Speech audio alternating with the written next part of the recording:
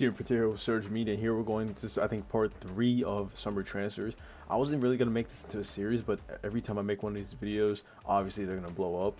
Or not blow up, but, get more interactions than, I guess, these other videos I create. But, yeah, so we're pretty much going to get into these couple of players that we do. I might just do this, like, every 2 times a week, depending, because transfers go around every single day of every single hour of every single minute, really.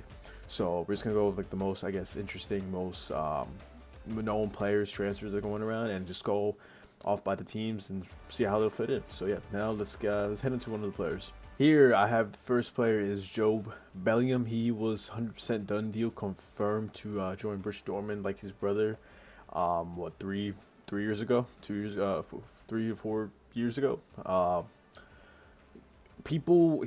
Bellingham got Job Bellingham got a lot of hate for this. It was just weird to me, the hate that he's getting, saying that, I get the Bellingham name is a lot of pressure, especially like your brother is a Champions League winner, won trophies at Dortmund, won trophies in Madrid. England's one of England's best players, and one thing Joe Bellingham says is that he doesn't want to be in his brother's shadow. He's his own player. Joining Dortmund doesn't really take up the word for that, but I can see why he wants to join Borussia Dortmund. Borussia Dortmund over the years is amazing with creating young talent with Marco Reus, Erling Haaland, and just bringing out players, getting them known, and then they get their big money moves somewhere else. So yeah, Dortmund's 100% a great place. But the hate I saw was him not staying in Sunderland for another year to get Premier League football. I could see why people would think that he would have stayed to get at least one season in Premier League football. But realistically, Sunderland is going to get relegated. They don't have the team to compete with the likes of top 16, maybe even lower than that, in the Premier League standings. So I understand the move for Dortmund. Dortmund in Champions League, European football, one of the best teams in Germany. They're known for producing and creating great young talents. So the hate he's getting for this is just really confusing for me. But here, pretty much how Dortmund signed. I don't really know much about these other transfer targets that they're having, but Stevenson Ryerson as a wingback formation with I can never say his name, Benson Biani and Anton and Nicolas Sule. Kobo in goal. Kobo for me is really an underrated goalkeeper and deserves want him in the top team, but every slot is pretty much filled. So I mentioned City could scoop him up, which I would think maybe Anderson is not the man of the job for that. Gross, Joe Bellingham in the midfield. You can also add in Emeka City prospect, academy player, and then you have Adiemi, Julian Brandt, and then Garassi, if that's how you say it, and you added a creative midfielder into the team and just see how they'll proceed. Leverkusen just selling the likes of Florian Wirtz and giving away Nicolas Sule, but 150 million for Florian Wirtz. He can 100% rebuild under Eric Ten Hag. I can see personally, Leverkusen. I'm a huge fan of Garnacho. I think Garnacho would be a huge suit, but I think Garnacho wants to stay at Leverkusen. But to backtrack that Dortmund, I think they should get a nice center back, a better center back. If you want to continue with the three back formation, I do like Adiemi. I think Adiemi does perform. Garassi is a top striker. You don't want to really get rid of him. Julian Brandt, who really never lived up to his expectations from his move from Leverkusen to Dortmund. Now it's slowly trying to get back in pace. I'm a huge fan of Gio Reyna. I would really love to see Gio Reyna get more minutes. I feel like he does really good when he gets chances for Dortmund, but I guess he just doesn't really have the backing for him. But yeah, this is how I would line up Borussia Dortmund, and so see in this other transfer window, they would start with. Next team we have here is Bayern Munich. I think I've done Bayern a little bit, like 2 times now, but they're linked with everybody. They were linked with Huijsen. They were linked with Florian Wirtz. Now it's with Nico Williams because Florian Wirtz is officially joining Liverpool. In goal, Neuer, they should 100% go for another goalkeeper. Neuer's his last legs. Surprised still playing after that broken leg he had a year or 2 years ago.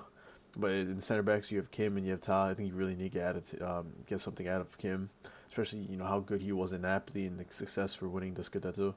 Um, yeah, so the Ta Kim partnership, Ta leaving Leverkusen. This was rumored last year, but I guess it just didn't happen. And it's always been something that was rumored. The Ta was to a Barcelona, to a Chelsea, to a United. But now it's been confirmed now. It's gonna be a Bayern Munich. Fonzo Davies in the left back, right back. You can also add in Stasinic in the right. You can add Lammer. I think it's 100% try to sign someone else. Um, Lammer for not Salzburg, Leipzig. He was more of a midfielder for them. So now he's signing the right. You try to invest in someone that's actually a right back. Pavlic is an amazing player. Really love stunning Pavlic.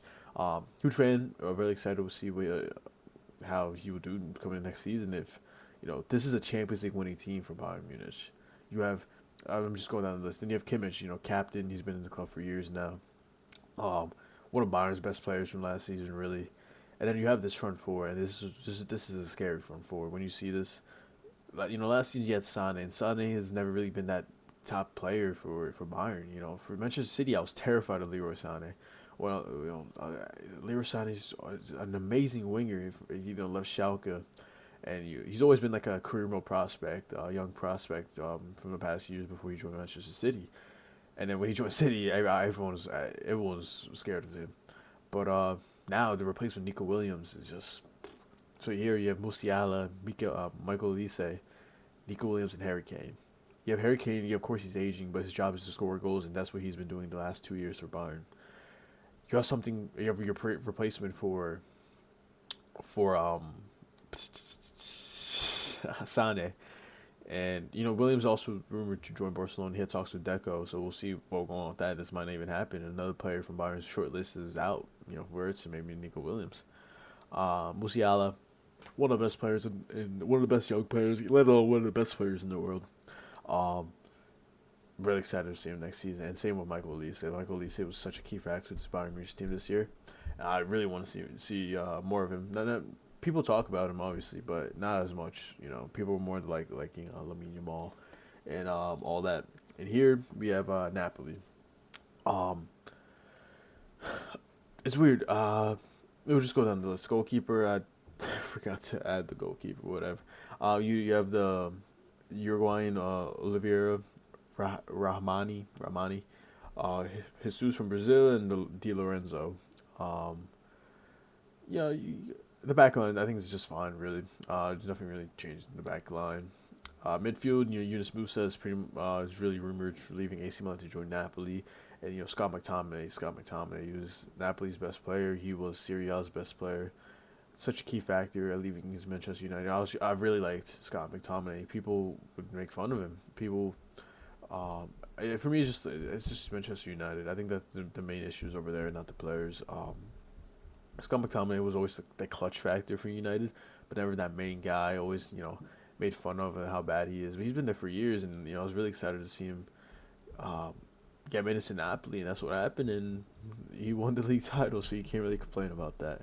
So Scott McTominay, Yunus Musa in the midfield with Kevin De Bruyne, who is the player linked to join Napoli. For me, it was really unexpected. I thought he was out to Saudi, an MLS club, but no, he wants to continue in the top level and join at the moment the best team in Italy. Then you have Politano, and you have Raspadori, who's one of the key factors and key wingers in this team. And then you have Romelu Lukaku. You can also swap in Jonathan David, who's leaving Lille, and I think he's also rumored to join Napoli as a free agent. Maybe you can try to change around the formation, drop a Yunus Musa, keep De Bruyne and Scott McTominay in the midfield, and I have like a two-striker formation. You can also do that. But yeah, this is pretty much how I would have Napoli how I would build them for the team. And one of their Italian rivals is AC Milan. I always forget the goalie. Mike is rumored to be leaving. But I just added him here. Same with Theo Hernandez, but it would just continue on of the player that's linked. At the moment, how I would have them. They've been going for like a 3-back, wing-back situation, which they sometimes do well with. They will swap in and out of how what formation they use. Jimenez is really good at the wing-back formation, so I really want to.